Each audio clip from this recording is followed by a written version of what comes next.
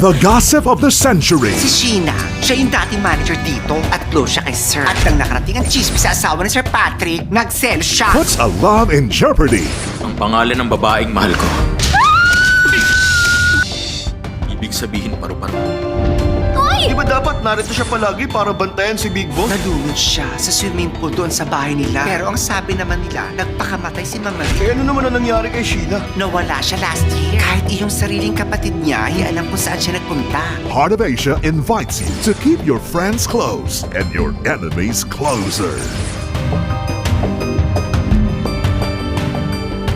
Nabi, My Step Darling, this June 29 on Heart of Asia. Tigilan na natin ang paglalaro ng taguan dahil masyado nang madilim.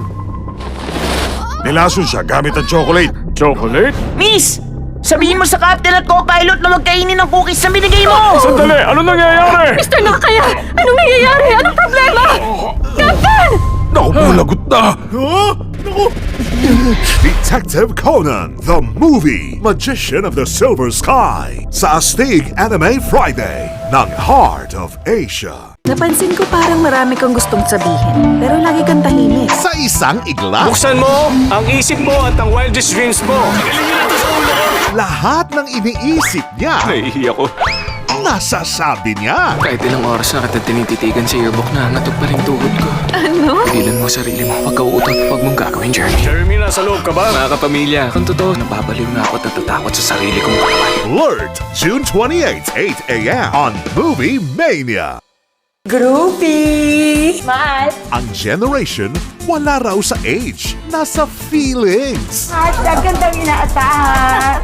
Millennial on Strictly Pinoy, only on Heart of Asia. Walang nakakatiyak kung ano ang rason. Hindi ba ikaw yung hinabol ng aso kahapon? Huwag kang makialam sa buhay ng iba. O kung sino ang may kagagawan. Bakit? Sino yung kanina? Si yun. Ako naman si Hitomi. Isa lang ang sigurado, hindi siya nag-iisa. Isola. Ngayong Saturday, 10 p.m. sa Screams on Screen ng Heart of Asia.